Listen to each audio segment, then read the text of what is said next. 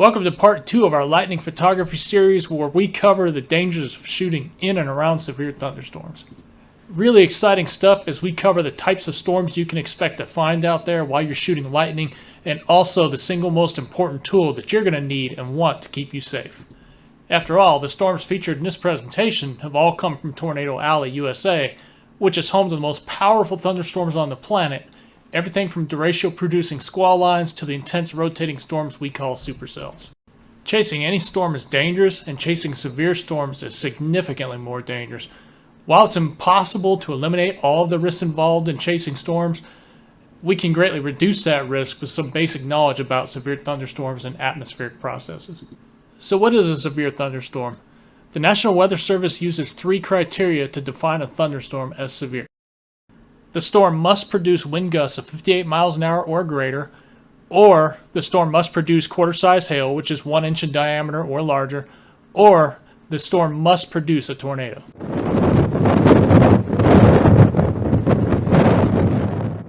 So if a thunderstorm is not doing at least one of these 3 things, we know that storm is not severe. If, on the other hand, that thunderstorm is producing severe wind gusts like the storm here in Lamar, Colorado, or if that storm is producing quarter-size hail, especially in a core that may look something like this, or this, the hail core of a supercell thunderstorm, you're going to want to avoid being under that thing. Such a storm is more than capable of breaking your windshield. Most important of all, though, is that you never want to find yourself in the path of a developing tornado. Now, I don't want to scare anyone or dissuade anyone from the world of storm chasing, especially landscape photographers, because you get to see some truly breathtaking things out here, like this storm from southeastern Colorado, which made for a really wonderful time-lapse.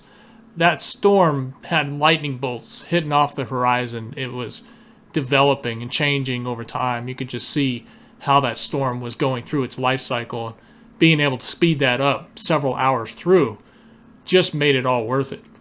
So let's go ahead and get all the safety stuff out of the way first before I cover additional shooting techniques. And we're going to start off with what I feel is the most important tool that you're going to need on any chase. So here it is. The most important tool you're going to need for lightning photography is radar. Someone's bound to say, though, "Wait, I'm not chasing anything. I just want to take some cool lightning photos, so I don't really need all that fancy radar safety stuff." Problem is that storms don't really care if we're chasing them or not. Anytime you take your camera into a severe thunderstorm, you are now susceptible to all the hazards that come with it. I mean, severe thunderstorms, they're simply going to do what they've always done. Cause damage and mayhem anywhere they go while having the weather guy interrupt your favorite TV show in the process.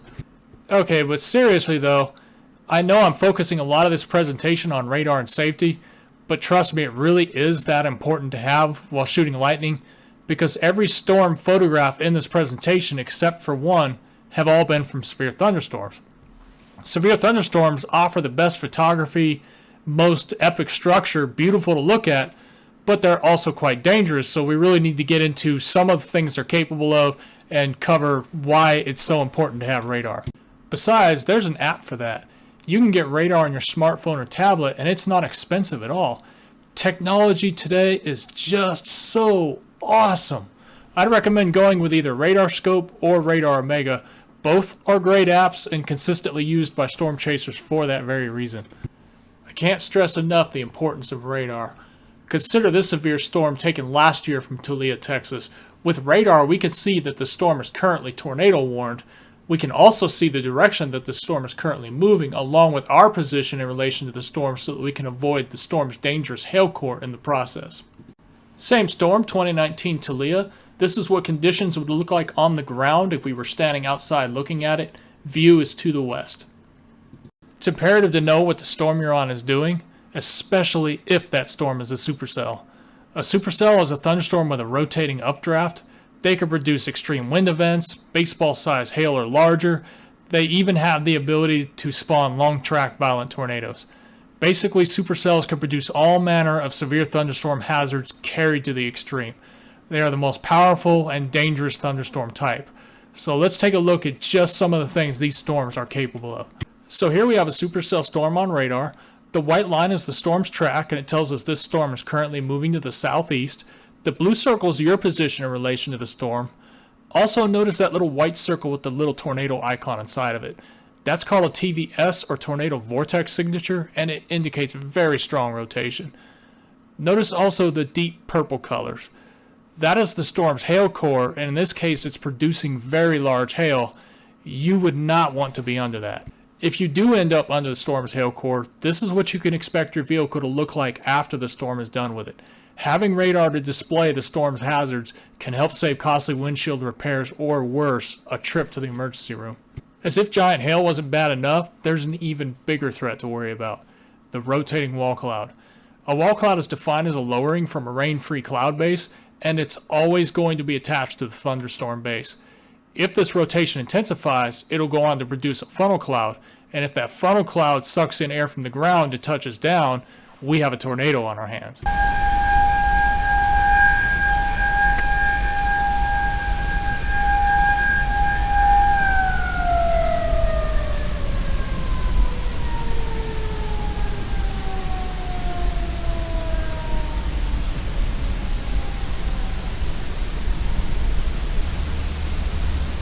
For this reason, the wall cloud is the most dangerous part of the storm, and you would not want to be under that. While shooting storms, it's vital to always have a pre-planned escape route in mind, with quick access to good roads leading away from that storm in the event you need to escape a dangerous situation. Storms almost never stay on a fixed path. Radar can be very useful in alerting you to all the nasty hazards that may be coming your way in the event a storm changes direction. For example, if the northeastern moving supercell in this radar image began moving southeast, and you don't have an escape route in mind, you will easily find yourself overtaken by giant hail or in the path of an approaching tornado.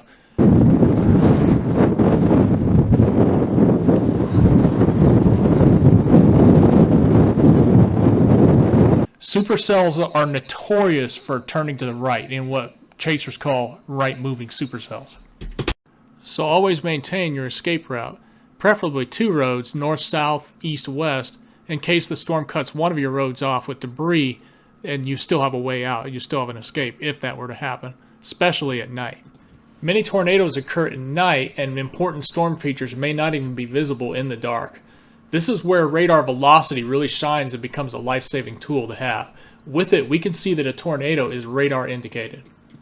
Notice the bright red and green colors circled here that are right next to one another. The green indicates winds moving toward the radar, and the red indicates winds moving away from the radar. When you have that intense red and green together, this is what we call gate-to-gate shear. And this tells us that there's a tornado right there, and we do not want to be underneath that for any reason. Here I've got the reflectivity and the radar velocity together from the May 24th, 2021 Selden, Kansas tornado, and those yellow circles indicate where the tornado is on the ground at this time. And here's the Selden, Kansas tornado itself on the ground.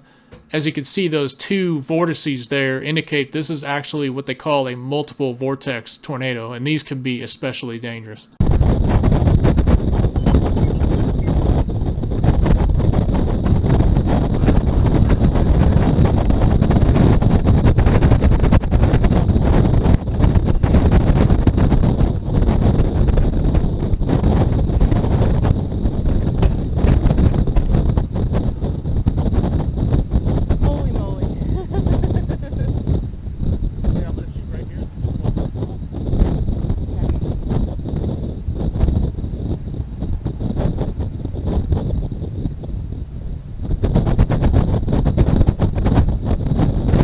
Here you can see intense rotation from that massive wall cloud that's rotating over Selden as the tornado begins to get better organized.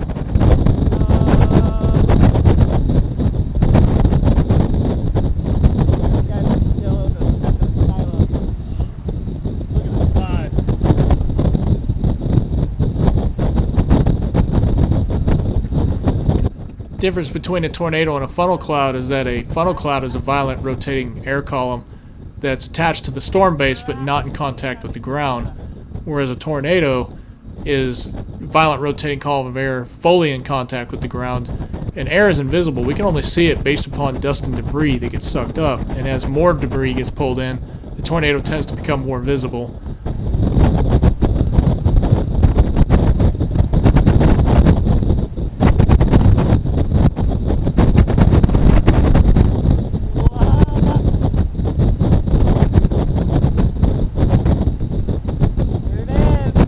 Unfortunately, this tornado hit the town of Selden as a strong EF1 tornado, 1 mile an hour short of EF2, and is a multiple vortex tornado. You can see a lot of the subvortices coming down during that tornado's life cycle. Fortunately, no one was killed, but it did cause significant damage. Oh my gosh. Oh wow. Oh no. No, no, no, no.